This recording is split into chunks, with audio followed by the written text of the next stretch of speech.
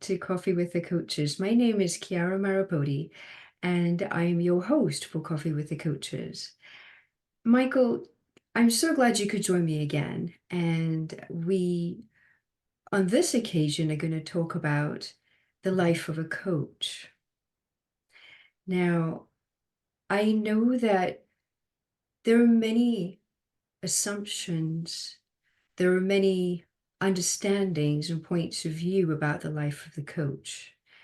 But I found that these are variable, and it really is an interesting journey through the shadow side and the transformative side. And so, with that in mind, I wanted to talk about what your experiences were like, and for us to be organic as we always are, and to journey through the subject, to share with not only clients, but other coaches in terms and want to be coaches, people who are thinking about doing this type of work, so that we can give an inkling and understanding in the short time that we have together, because we don't have a lot of time together, to be able to support them in making their choices, choosing their coach, and making those life choices that are really transformative in nature, because this is the nature of what we do. So I'm going to hand it over to you and to give me your thoughts and point of view regarding this. Having been at this for a while, the for me the most critical aspect is how do I get in front of people? How do I find my ideal client? Mm. Identifying one's ideal client, I think, really forces us to go inside and say and ask myself who is my ideal client? Oops. Is my ideal client a young startup entrepreneur who needs some help with the strategic planning and that strategic mindset, the growth mindset, all of those perspectives go into that. That's not something that particularly resonates with me, but it might resonate with someone else. And another person might want to do relationship and transition coaching. Another person, might want to do abuse intervention and awareness. That's a completely specialized niche, but these niches define where we're going to go after that, because that's going to inform the methods that we then use to try to get ourselves in front of those folks, if that makes any sense. Yes, it absolutely does. And I agree with you. I mean, the entrepreneur needs a different perspective, a different journey with the coach that they choose. It's about, as you said, that growth mindset and looking at patterns that are related to their perception of what work is, perception of what talent is, perception of what growth is, which is entirely different to something that's more relational, something that is more personal. So the business side is part of that, and quite interestingly, I've been working with someone who wants to understand about what career they want recently. And it was a very interesting journey, because what I found and what she found, we co-created this together, as you do as a coach, with the individual really finding internally what it means to them. And what we found in that co-creation is that there were many things in terms of beliefs that she or he was holding in regards to how they viewed what a job is. What does it mean to them? What does success mean to them? What was their role model for success growing up? And, it's very interesting, because you can, as a coach, the life of a coach is understanding, as you said, what your niche is, who you want to support, and in what capacity they need, not what you need, but what they need and what you can bring to their perceived potential, because this is what people are doing. They're looking and seeing that they're stuck somewhere and they don't know how to unstick themselves, so to speak. And so we're here to guide them to find that wisdom within. And so in that process, there are things that come up which shows interrelationships between who you are and what your goals are, regardless of whether it's business, whether it's just life, whether it's relational, whether you want to go deeper into looking at the shadow side, as I like to call it. Mhm. But you're absolutely right. And there's interrelationships, almost like the flower of life, where you can't separate one circle because they really are all interrelated in the end. And once you have delved in and somewhat disentangled what looks like entanglement, now you're able to put them together with meaning and understanding that you didn't have before. So there's growth, there's development, there's understanding and discovery, and then there's connection. Mhm. Connection to the self, the other, and the point of view that we were absolutely delving into. So whether, like you said, if it was a growth mindset or depending on the situation. Um, but in saying all of this, I think for me, versatility, authenticity, and being able to meander with the client to find themselves in whatever scenario it is really the life of a coach. One of the things that I find the four the four main components of my niche are actually the four of the things that I mentioned before: abuse recovery, abuse intervention, the transition, and the relationship model.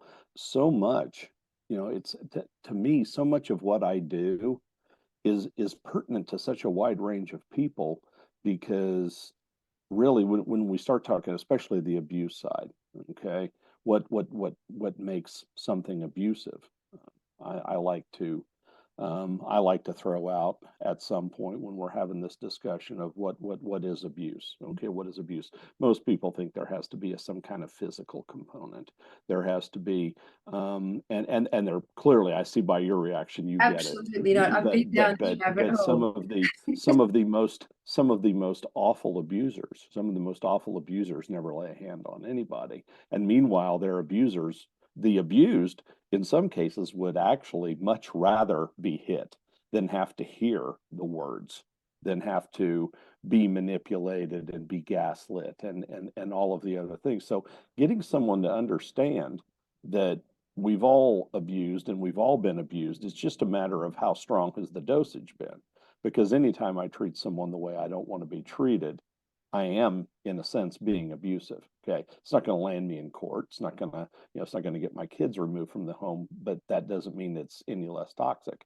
So getting people to understand that, but then understanding that that bears directly on relationships. How do I relate to people? How do I perceive myself? When I can understand that I don't need to seek approval, that I have this sense of, I'm not concerned with what other people think about me.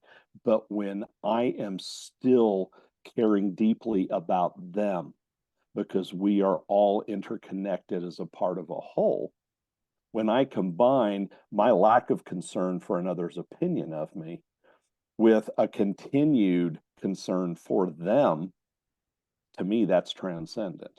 That's a real level up. Um, so um, but then allowing that to infuse everything that I do, not just the abuse recovery and intervention, not just the transition, not just the relationship, but anything I do and literally any interaction that I might have. Because at the end of the day, I can boil showing love down to simply interacting positively with someone.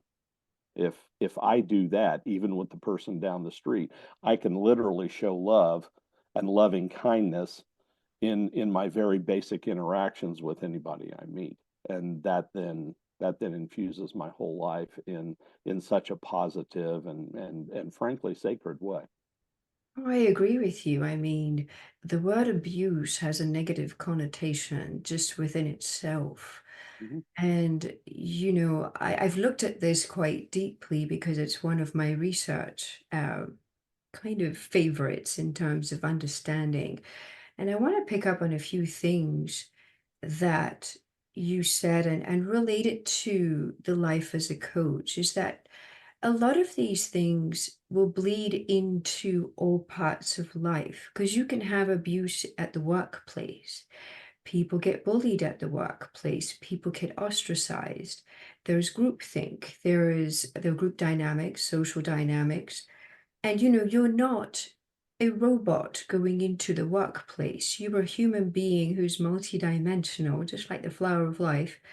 And you're bringing to that space all of you or a part of you.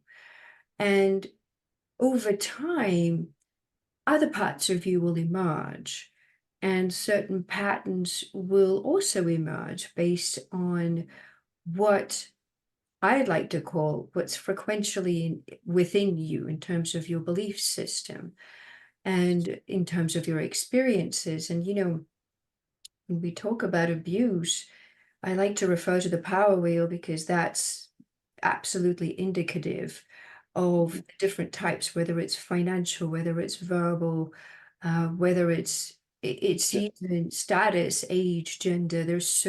Gender privilege, isolation, yeah, There's so there's, many types of that, yes. and even power differentials, which really are the cornerstone of this. But, Mhm. so as a coach and the life of a coach, I think being informed is another aspect that I've found to be very important. And because I'm a researcher, and I research scientific papers, but I also research the esoteric because there are multi dimensions to us. And so one without the other, you can't find that sacredness. If you make something too objective and it's too much in the logic, you're not going to be able to allow the other individual to find the wisdom within themselves, which is not logic. The wisdom is the use of logic to make meaning out of feelings and emotions, which are two different things. So, and I recently had this discussion, a really beautiful, deep discussion with someone about this. We had a great to and fro and went deep into it, which was fun. And so, but it was enlightening too. There was connection, there was the depth of understanding, but also enlightenment on both sides. And I feel that the illumination of perspectives is really the torch that we hold on our journey in our lives as a coach and holding ourselves accountable to understand what our parameters are, what our scope is, obviously, but at the same time, allowing that person, the individual who's come to us and has seeked out who we are based on how they feel around us, based on their connection with us, based on them being heard, seen, and understood at their point in their transitional journey is important. And that's the key essence of the life as a coach.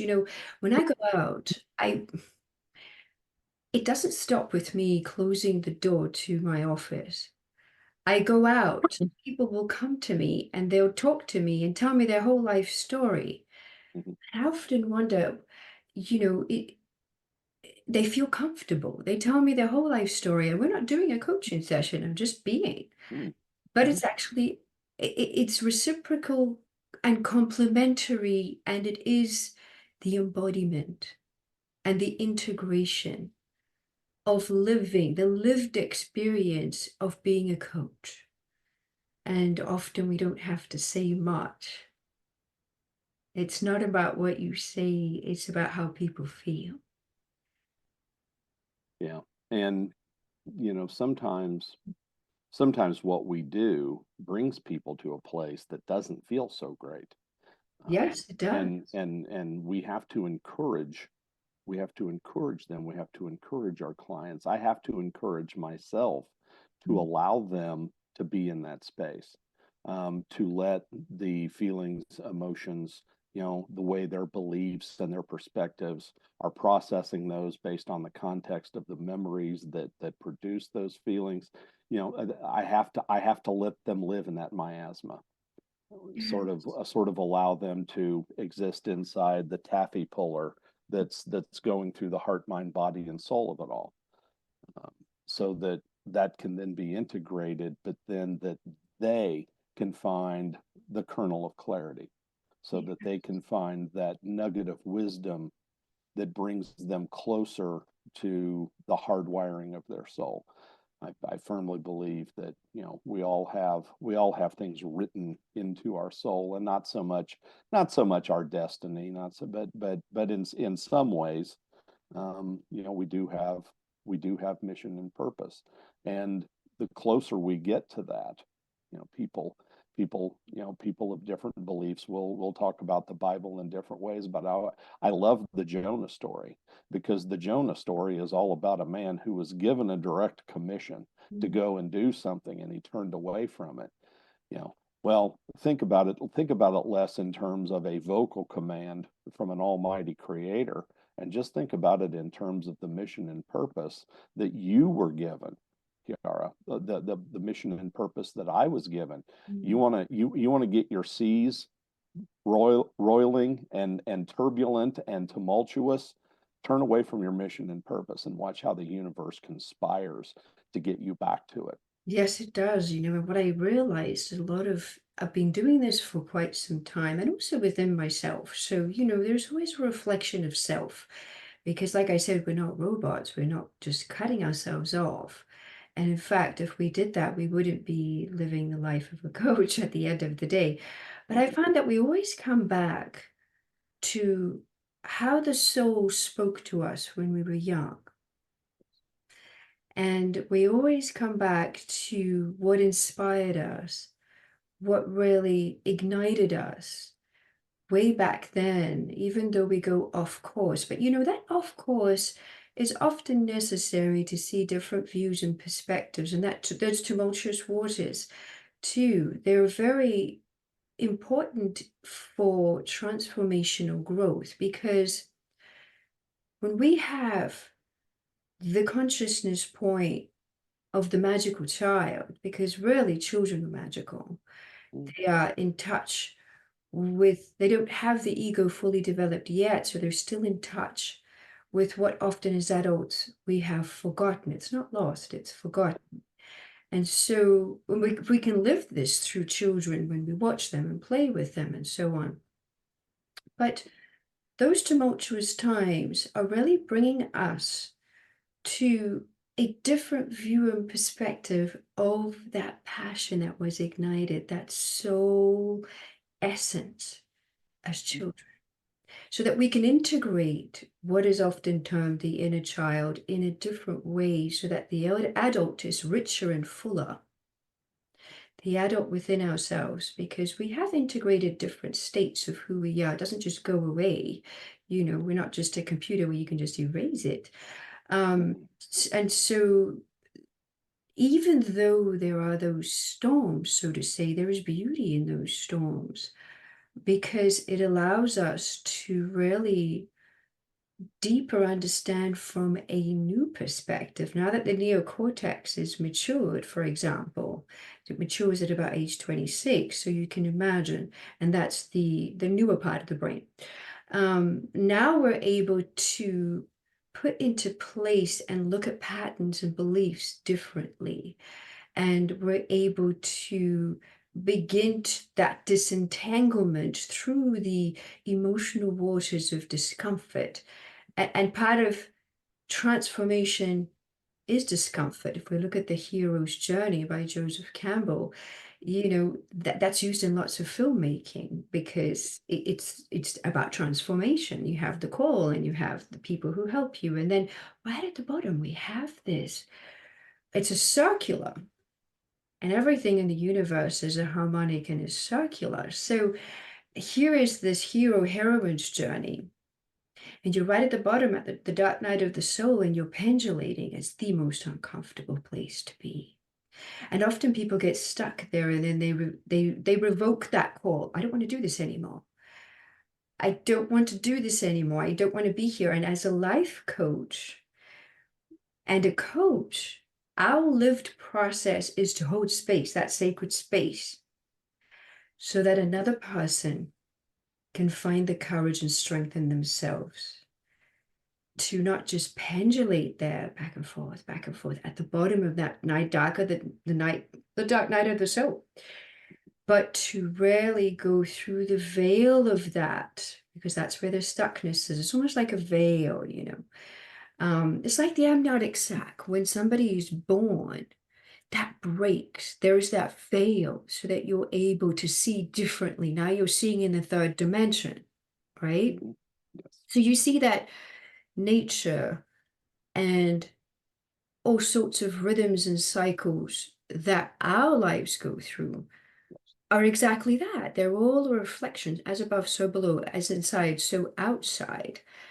And we, I think, as coaches, right? At least I'm talking for myself, my life purpose is to bring this to people's understanding that they can find that soul essence, that diamond that's under pressure. Yes. Yeah, yes. There you go. The analogy that I have always kind of gravitated to on this accord is that of the butterfly that's coming out of their cocoon. Yes. And there's, you know, often told the story of the well-meaning child who goes and gets a pair of tweezers and a very small exact pair of scissors and helps the butterfly escape from the cocoon because clearly the butterfly is having a hard go of it. Mm. The butterfly is struggling mightily, um, and all too often, well, every time it happens, of course, the child soon learns that the butterfly does not fly. The butterfly Yes. dies because the butterfly needs that struggle to literally strengthen the muscles to push the fluids down into the mechanisms and the sinew that's necessary for the butterfly to fly. The Yes. question that I always come back to in my own life, and that I will at times when I see my clients, you know, struggling in that dark night of the soul, is what is this preparing me for? Because we have two questions at that rock bottom moment. Why is this happening to me? Which can be seen as a cry to the Almighty or the universe, the powers that be, however we reconcile that. Why is this happening to me? Okay, it's why, and essentially it's why are you doing this to me? But then the other question is, hmm, why is this happening to me? But you know, Not why are you doing this to me? What are you preparing me for? yes. And I don't mean to interrupt. What are we plowing the fields? What are we preparing the fields for you to plant in my life now? Where are we going from here? And I don't mean to interrupt you, I'm No. sorry, but I feel like, we talked about the child. I think that's a child response, that victimhood reality. And I wanted to put this right in there because if I didn't, it would be lost. So please Mhm. forgive. No, not at all. But that's the child's response. It's looking up to the heavens, Mhm. saying, why is this done to me? Because the child was not given the resources and the tools to navigate Mhm. the very difficulties. And there's physical, I mean, growing up is not easy at all, growing even just physically as and then mentally, and we have so much pressure on children we don't realize, and expectations. But they have rites of passage. And what I've noticed, and even looking at my own trajectory, and we're going to talk about this a little bit because I think it's important. Mhm. Um, it's not that we didn't have the rites of passage available to us. We didn't have the resources to go through the rites of passage appropriately. And so we get stuck. And as we get stuck, we'll come back to that place of please help me because the protectors didn't protect us in the way we needed.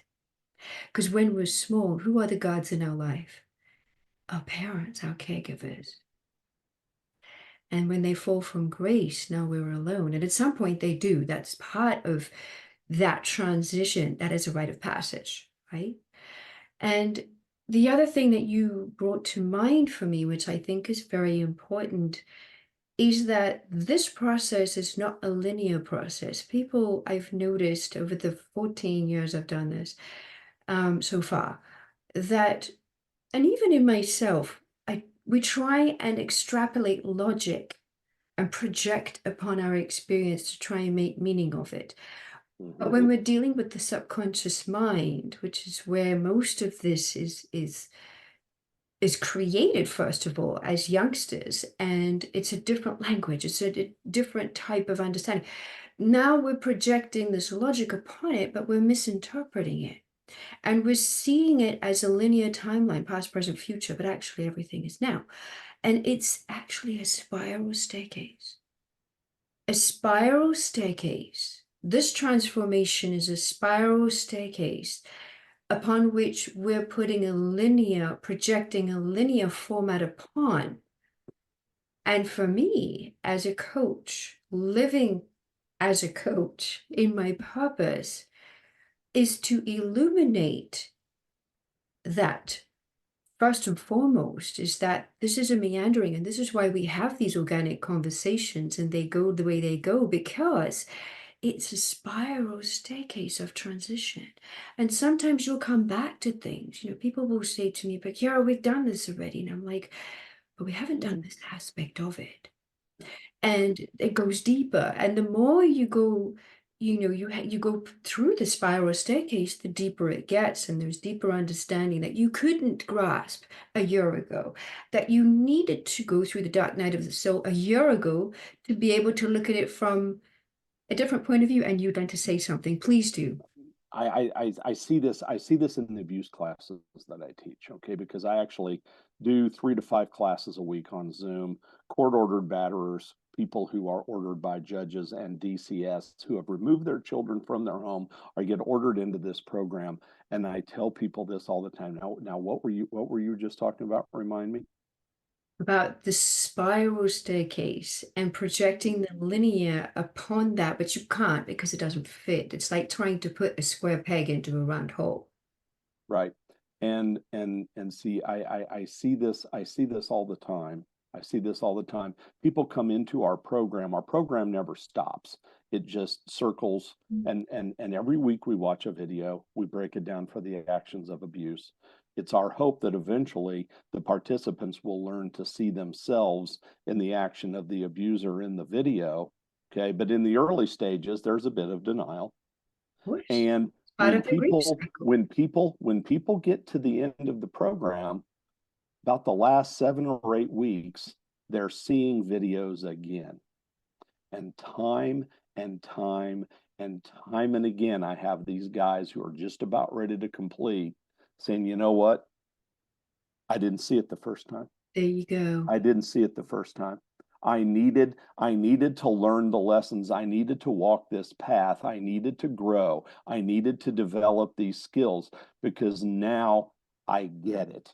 When I first saw this video, I was rolling my eyes and going, man, I don't know what you're talking about. She's the problem.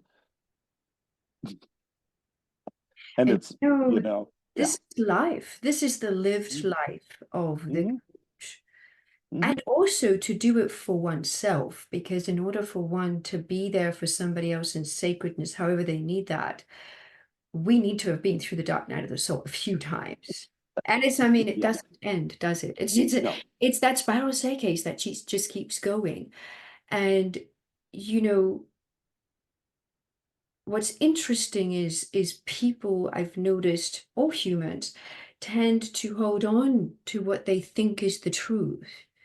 The sword of truth, it's her fault, or whatever the case is. It's somebody Mm-hmm. else at work, it's their fault. But actually, the sword of truth is always in front of you, and it's always willing to cut that in half so that you can look inside and look at the layers. Right. But often the denial, which is part of the grief cycle, which I think is Mm-hmm. actually not just about grief. I think the grief cycle can be used most eloquently for many things where there is life and transition, just as that power wheel can. Because, the wheel is always turning, the cycle is always moving. It's like nature, the rhythms are always cyclical. That you go through the different seasons, and it might be slightly different this year from last year, but the season is still there, and the growth and rebirth is still there. The renewal is still there. The death part is still there. So it's ever expanding, and that's why that spiral staircase is ever expanding.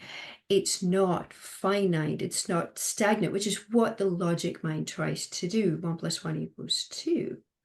And so if 1 + 1 = 2, we're done. But that's not how the universe works, and nor does the subconscious mind or life No. itself.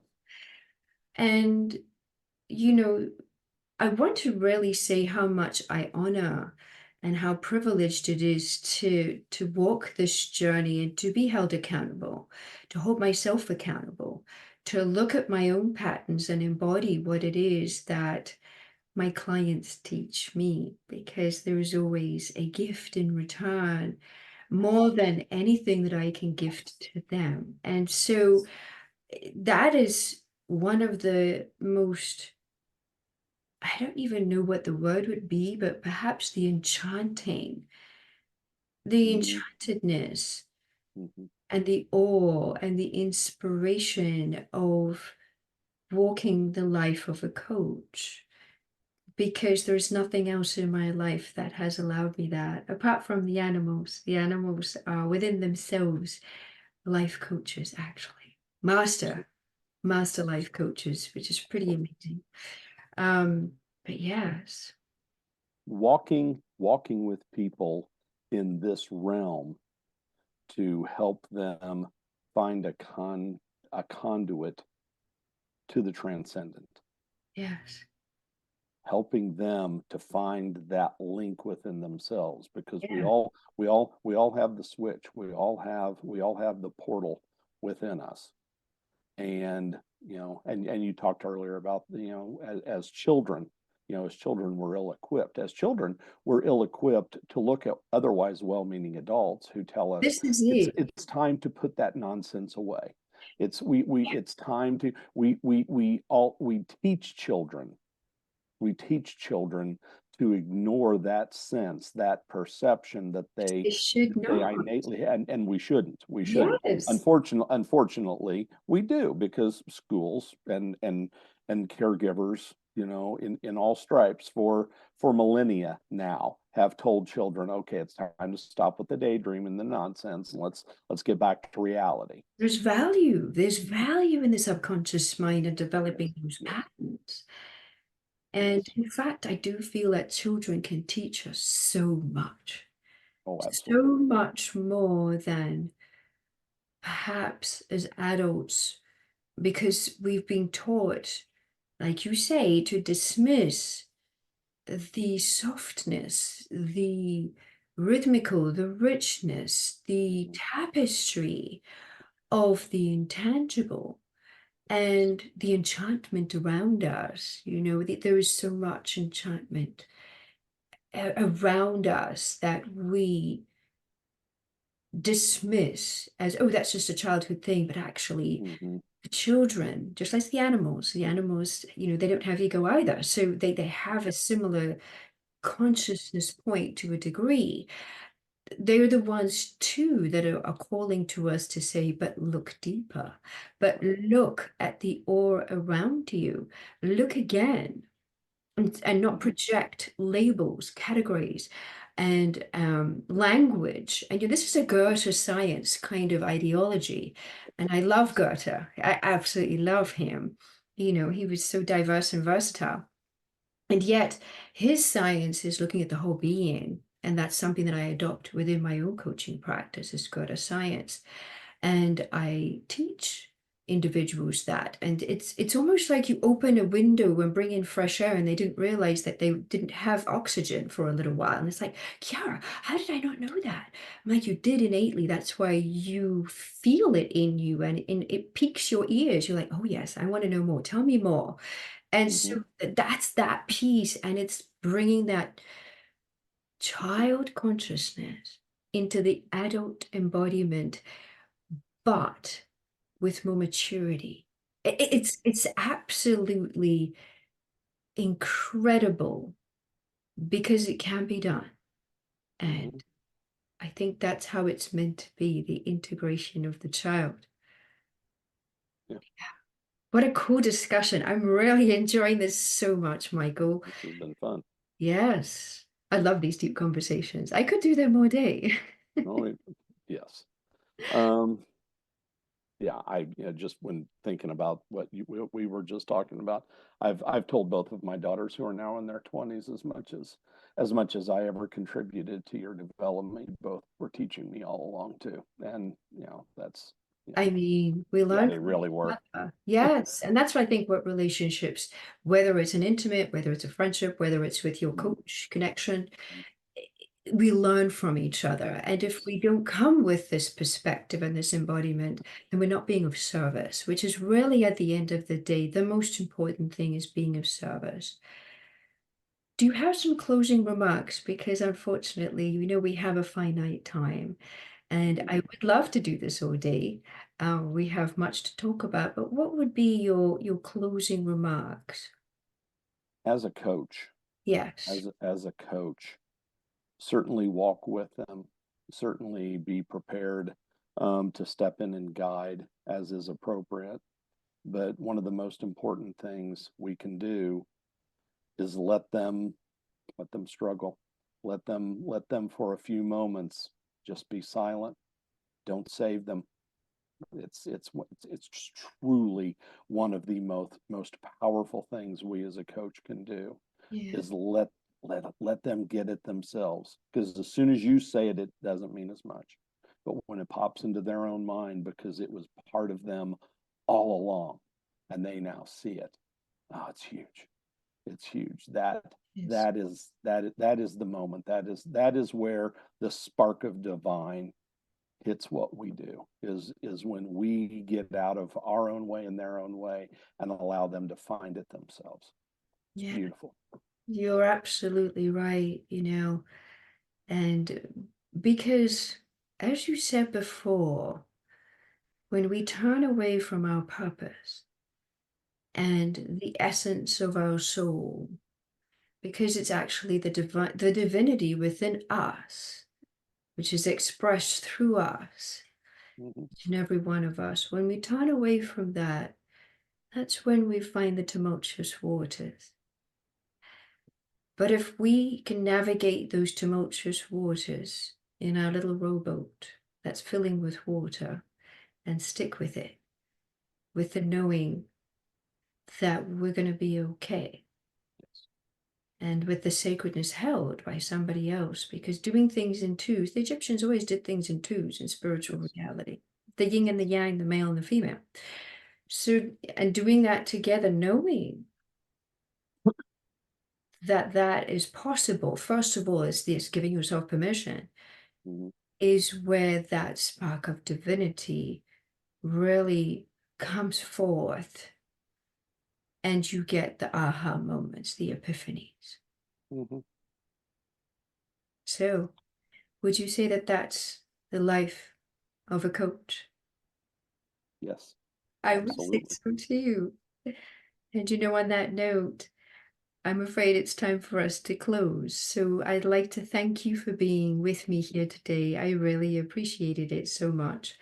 And I hope that, our audience will enjoy and is enjoying this video that we created, now sharing and the embodiment of what we do. Until next time, this is Coffee with the Coaches, and my name is Chiara Marrapodi.